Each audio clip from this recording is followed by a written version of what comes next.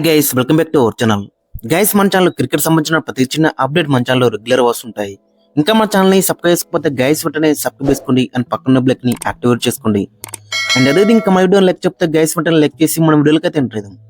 Guys తప్పకుండా లెక్ చేయండి. లెక్ చేసి మన వీడియో మార్కెట్ కి ఫాస్ట్ రీచ్ అవుతుంది. గైస్ వీడియోలకు ముందు ఒక చిన్న రిక్వెస్ట్ ఏంటంటే కింద డిస్క్రిప్షన్ లో మన టెలిగ్రామ్ డీల్ ఛానల్ ఒక లింక్ అవుతుంది. ఒకసారి వెళ్ళి అక్కడ చూడండి. మీకు డీల్స్ నచ్చితేనే మన ఛానల్ అయితే follow అవుతామండి.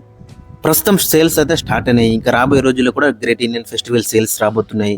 So Dasara Diwali sales కూడా రాబోతున్నాయి. కాబట్టి మన ఛానల్లో రెగ్యులర్ గా మంచి ఆఫర్ ఉన్న డీల్స్ అయితే వస్తూనే ఉంటాయి.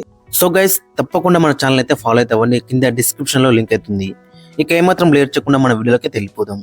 మరి శుభ్మన్ గిల్ T20లోకి మళ్ళీ తిరిగి వస్తే చాలా గందరగోళం అవుతుందని చెప్పుకోవచ్చు అక్కడ. ఎందుకంటే ఓపెనర్ గా ఆడతాడు అతను ఖచ్చితంగా.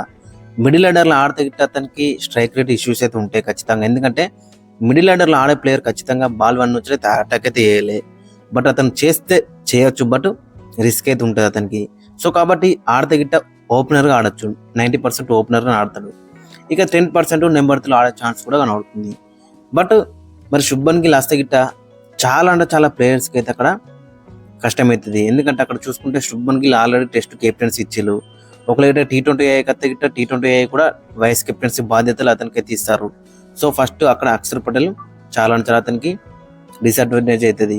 ఇక తర్వాత చూసుకుంటే సంజు సామ్సన్ కి, తిలక్ వర్మకి కానీ, శ్రేయస్ అయ్యర్ కానీ వీళ్ళందరూ కూడా టూ మచ్ డిసప్పాయింట్మెంట్ అయితే అవుతుంది. సో కాబట్టి మరి శుభ్మన్ గిల్ నన్ను అడిగితే మాత్రం ODI అండ్ టెస్ట్కే పరిమితం చేస్తే బెటర్ అయితే ఉంటుంది. మనకు తెలుసు T20లో కూడా గుజరాత్ టైటన్స్ కి గత సీజన్లో చాలా మంచి రన్స్ అయితే స్కోర్ చేసిండు. బట్ అక్కడ ఇతని కంటే మంచి స్ట్రైకర్స్ అయితే మనకు కనబడుతున్నారు. అక్కడ Sanju Samson, Abhishek Sharma already set అయ్యారు అక్కడ. సో తర్వాత తిలక్ వర్మ కూడా సెట్ అయ్యిండు.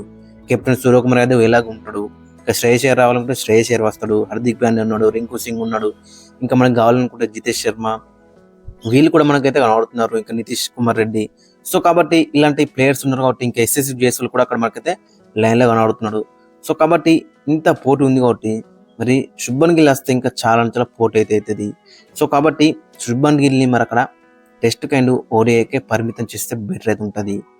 గైస్ మరి మీ యొక్క ఒపీనియన్ అయితే కింద కామెంట్స్ అయితే మెన్షన్. మరి శుభ్మన్ గిల్ T20 సైడ్ కి మళ్ళీ వస్తే బెటర్ ఉంటుందా ఉండదా అనేది. ఇక తర్వాత మెయిన్ గా చూసుకుంటే ఆల్రెడీ టీమ్ సెట్ అయింది. అక్కడ మనం చూసుకుంటే మొత్తం మనోళ్ళు 5 సిరీస్లు అయితే ఆడిల్లు. 5కి అయితే మనోళ్ళు అయితే గెలిచిల్లు.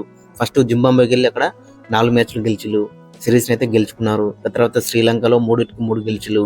ఇక తర్వాత బంగ్లాదేశ్ మన ఇండియాకి వచ్చింది, అక్కడ కూడా 3-3 గెలిచిలు. ఇక తర్వాత మనం సౌత్ ఆఫ్రికా టూర్కి వెళ్ళినాం. అక్కడ 4 మ్యాచ్లో 3 గెలిచిలు, ఒకటే తోడుపల్లి అక్కడ సిరీస్ గెలిచినాం. ఇక తర్వాత ఇంగ్లాండ్ మన ఇండియాకి వచ్చింది, 4 మ్యాచ్లు మనం గెలిచినాం అక్కడ. సో కాబట్టి ఓవర్గా చూసుకుంటే టీం అయితే చాలా సెట్ అయిందని చెప్పుకోవచ్చు. సో ఈ 5 సిరీస్లలో మెయిన్ గా చూసుకుంటే అభిషేక్ శర్మ చాలా బెటర్ రాణించిండు. ఇక తర్వాత తిలక్ వర్మ చాలా బెటర్ రాణించిండు. ఇక సంజు సామ్సన్ చాలా బెటర్ రాణించులు. సో వీళ్ళు ముగ్గురు కూడా చాలా బెటర్ రాణించులు. బట్ శుభ్మన్ గిల్ వస్తే గిట్ట వీళ్ళు ముగ్గురికే ఎక్కువ ఎఫెక్ట్ అయ్యే ఛాన్స్ అయితే ఉంటుంది.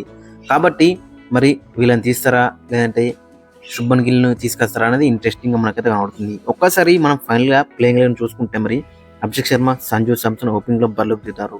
3లో తిలక్ వర్మ, 4లో శ్రేయస్ అయ్యర్, 5లో సూర్యకుమార్ యాదవ్ కెప్టెన్, 6లో రింకు సింగ్, 7లో హార్దిక్ పాండ్యా, 8లో అక్షర్ పటేల్, 9లో జస్ప్రీత్ బుమ్రా, 10లో హర్షదీప్ సింగ్, 11లో వరుణ్ చక్రవర్తి.